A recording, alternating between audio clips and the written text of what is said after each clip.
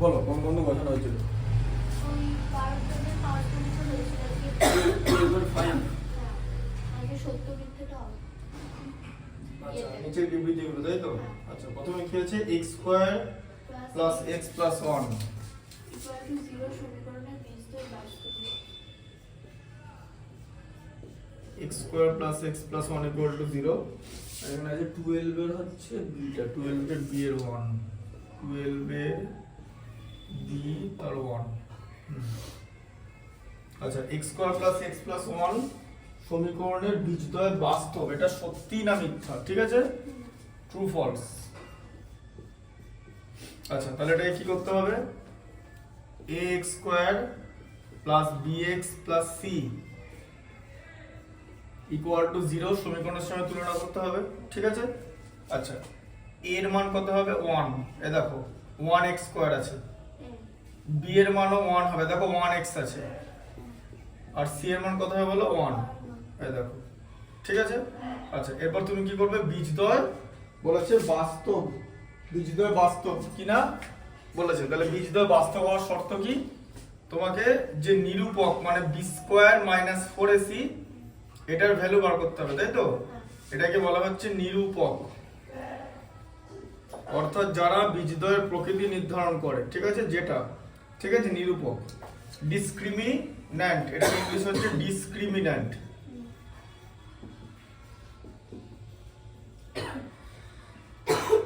আচ্ছা তাহলে b এর ভ্যালু হচ্ছে 1, 1 তার whole square minus 4 into 1 into 1, তাহলে 1 মাইনাস 4 ইকুয়াল টু মাইনাস 3 হয়ে গেল, তো লেস দেন 0 হয়ে গেল। তার মানে b স্কয়ার মাইনাস 4ac এর মান 0 এর থেকে কম, তাহলে বীজদ্বয় বাস্তব নয়। ঠিক আছে, অবাস্তব হচ্ছে। ঠিক আছে, তার কারণ b স্কয়ার মাইনাস 4ac এর রুট ওভারে মাইনাস 3 চলে আসবে। দেখো মানে এরকম রুটের মধ্যে এই b স্কয়ার মাইনাস 4ac টা কোথায় থাকে? রুট ওভারের মধ্যে থাকে, তো এ দেখো রুটের মধ্যে মাইনাস 3 চলে আসছে, তাহলে এটা হবে না। বুঝতে পারলে? ax square plus bx plus c equal to 0 0 সমীকরণে তুমি যখন x এর ভ্যালু বার করো তখন ফর্মুলা কি? x equal to minus b plus minus root over b square minus 4ac by 2a, তাই তো? সেই b স্কয়ার মাইনাস 4ac টা রুট ওভারের মধ্যে থাকছে, তো রুট ওভারের মধ্যে মাইনাস 3 আসছে, দেখো হবে না। বুঝা গেল? ভালো করে লিংক করতে হবে জিনিসটা। ঠিক আছে, যে b স্কয়ার মাইনাস 4ac টা কোথায় থাকে, কেন হবে না সেটা বুঝতে হবে। এই মুখস্থ করে নিলাম যে b স্কয়ার মাইনাস 4ac টা ইকুয়াল টু লেস দ্যান 0 হলে আমি সমীকরণের কোনো বীজ পাবো না, বাস্তব বীজ পাবো না, সেরকম না। এটা মুখস্থ না, দেখতে হবে যে এটা কোথায় থাকে। এটা রুট ওভারের মধ্যে থাকে না, ব্যাস। তাহলে রুট ওভারের মধ্যে মাইনাস 3 এলে হবে কি? হবে না। বোঝা গেল ব্যাপারটা? আচ্ছা আর 2 এরটা কত বলো? এটা হচ্ছে x স্কয়ার মাইনাস x। তাহলে এটা হচ্ছে বীজদ্বয়, এখানে কি হচ্ছে? এটা দাঁড়াও, এটা হচ্ছে বীজদ্বয় বাস্তব, তাহলে এটা মিথ্যা হয়ে যাবে। ঠিক আছে, এটা হচ্ছে মিথ্যা, ফলস। এটা কোনো অবাস্তব। হ্যাঁ, x square minus x plus 2 equal to 0 সমীকরণের বীজদ্বয় বাস্তব নয়। আচ্ছা বাস্তব নয় বলেছে, তাই তো? আচ্ছা আবার এটাকে x square minus x plus 2 ছিল, তাই তো?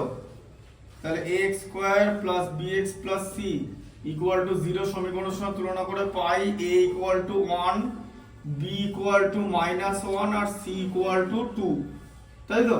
তাহলে আবার আমাকে কি করতে হবে? b স্কয়ার, কারণ বীজদ্বয়ের প্রকৃতি এই কথাটা যখনই আসবে যে বীজদ্বয় বাস্তব হবে কিনা, অবাস্তব হবে কিনা, সমান হবে কিনা, অসমান হবে কিনা, ঠিক আছে, এই প্রসঙ্গ যখনই আসবে তখনই তোমাকে b স্কয়ার মাইনাস 4ac বার করতে হবে।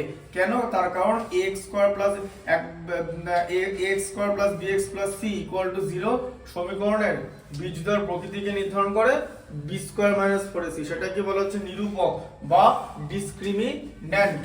ঠিক আছে, আচ্ছা তাহলে হচ্ছে b square minus 4ac minus 1 তার whole square minus 4 into 1 into 2।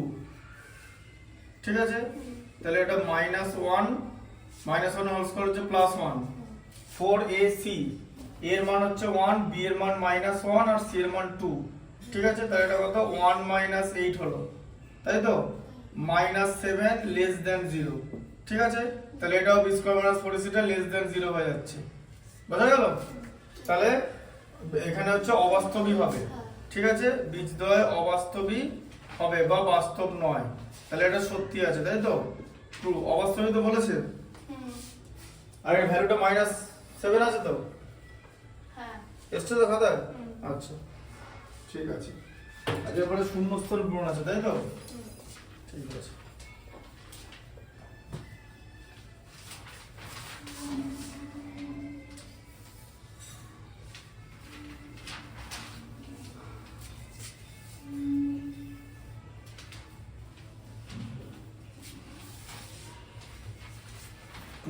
C, আচ্ছা শূন্যস্থান পূরণে কি আছে? 7x square minus 12x plus 18 equal to 0 সমীকরণের বীজদ্বয় সমষ্টি এবং গুণফলের অনুপাত dash 7x square minus 12x plus 18 equal to 0 equal to 0 সমীকরণের সি এর ওয়ার্ডটা, হ্যাঁ সমীকরণের বীজদ্বয়ের সমষ্টি, আচ্ছা এবং গুণফলের অনুপাত। হ্যাঁ বীজদ্বয়ের সমষ্টি এবং গুণফল অনুপাত কথাটার মানে কি সবার আগে বুঝতে হবে।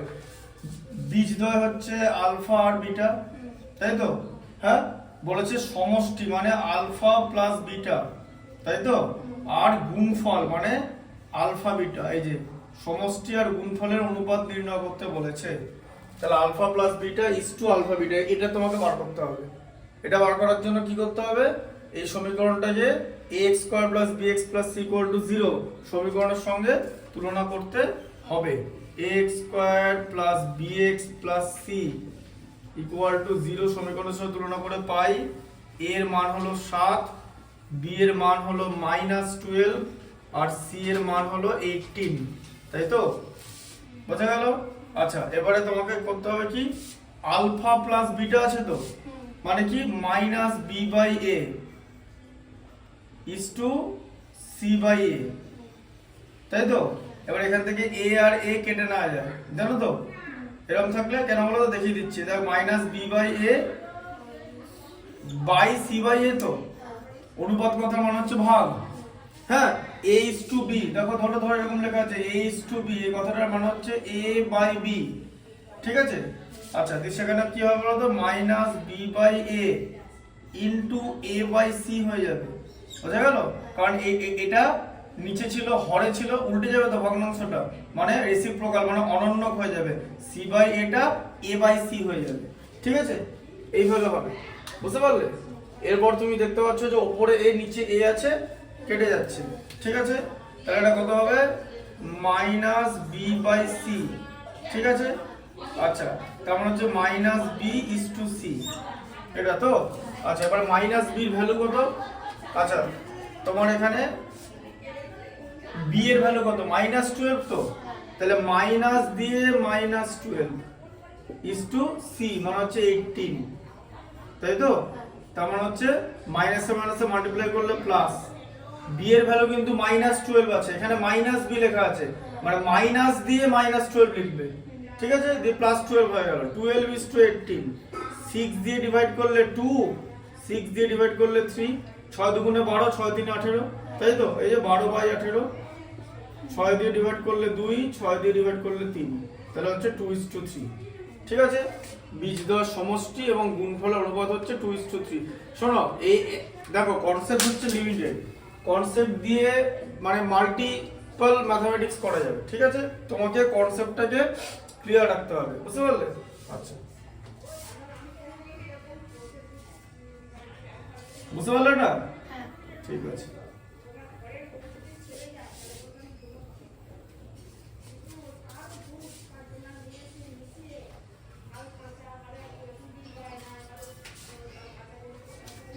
আচ্ছা পরটা বলো, সি এর এটা 2 একটা নাকি? হ্যাঁ এখানে হচ্ছে ax square minus bx plus c equal to 0